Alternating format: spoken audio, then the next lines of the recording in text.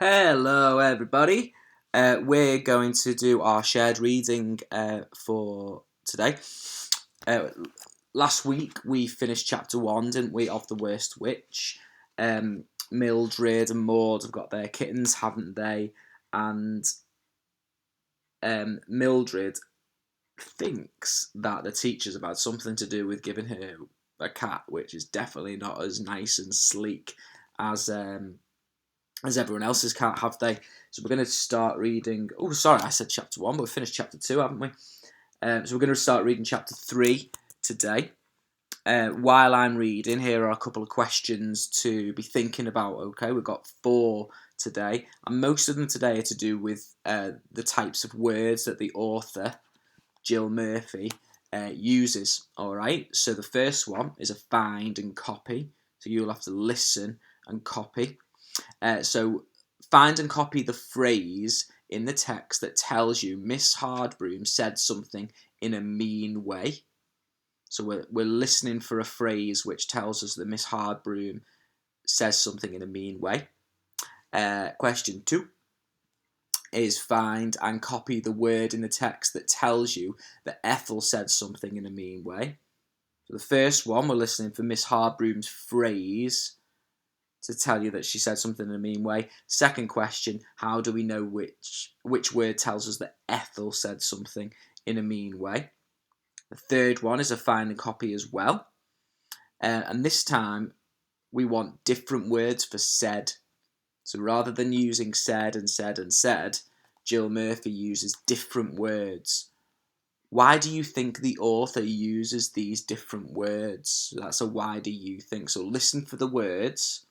And then, why do you think the author has chosen those particular words? And the last one, again, is a why do you think? So you won't be able to find the answer this time. You'll have to think it for yourself. Why do you think Ethel wouldn't go along with Mildred's plan?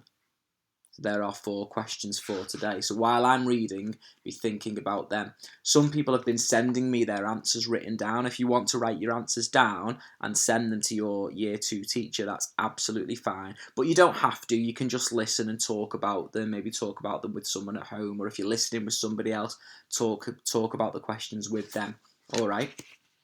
So, chapter 3. Here goes. Do you remember when I told you about a certain young witch named Ethel, who had succeeded in teaching her kitten from the very first try?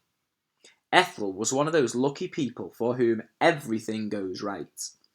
She was always top of the class, her spells always worked, and Miss Hardbroom never made any icy remarks about her. Because of this, Ethel was often rather bossy with the other girls.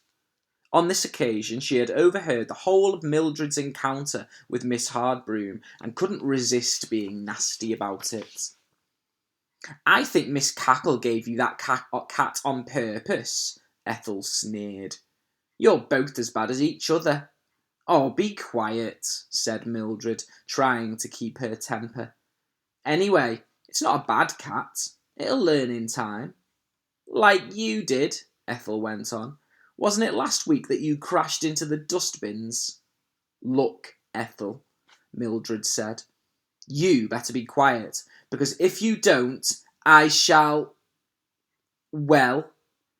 have to turn you into a frog, and I don't want to do that.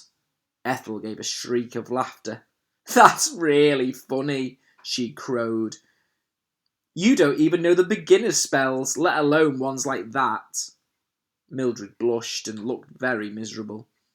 Go on then, cried Ethel. Go on then. If you're so clever, turn me into a frog. I'm waiting. It just so happened that Mildred did have an idea of that spell. She had been reading about it in the library. By now, everyone had crowded round, waiting to see what would happen, and Ethel was still jeering. It was unbearable. Mildred muttered the spell under her breath, and Ethel vanished. In her place stood a small pink and grey pig. Cries and shouts rent the air.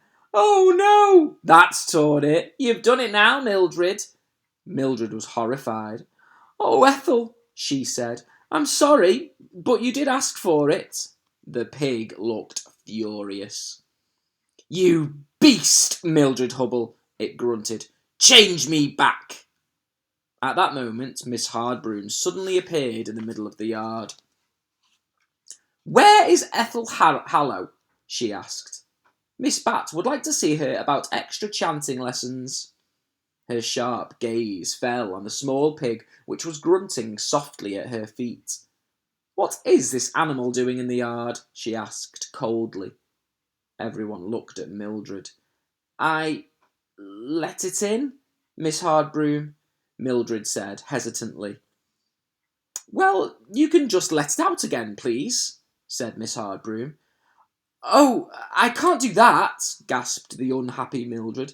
I mean, well, couldn't I keep it as a pet? I think you have quite enough trouble coping with yourself and that kitten without adding a pig to your worries, replied Miss Hardbroom, staring at the tabby kitten which was peering round Mildred's ankles. Let it out at once. Now, where is Ethel? Mildred bent down. Ethel, dear, she whispered coaxingly in the pig's ear, will you go out when I tell you to? Please, Ethel, I'll let you in again straight away afterwards. Pleading with people like Ethel never works. It only makes them feel their power. I won't go, bellowed the pig. Miss Hardbroom, I am Ethel. Mildred Hubble turned me into a pig. Nothing ever surprised Miss Hardbroom. Even this startling piece of news only caused her to raise one slanting eyebrow. Well, Mildred, she said, I am glad to know that you have at least learned one thing since you came here. However, as you will have noticed in the Witches' Code, Rule number 7, paragraph 2, it is not customary to practice such tricks on your fellows. Please remove the spell at once. I'm afraid I don't know how to, Mildred confessed in a very small voice. Miss Hardbroom stared at her for a few moments. Then you had better look it up in the library, she said wearily. Take Ethel with you, and on your way, drop in and tell Miss Bat why Ethel will be late. And you can see there Mildred whispering in the pig's ear. I don't think Ethel will be very happy about that, do you? That's it for today. So, if you don't remember the questions, have a look in the description below. See if you can answer all of the questions. We're listening for a find and copy question, aren't we? So, make sure you might want to go back and listen again. And we'll see you on Friday for another shared reading. See you later, guys.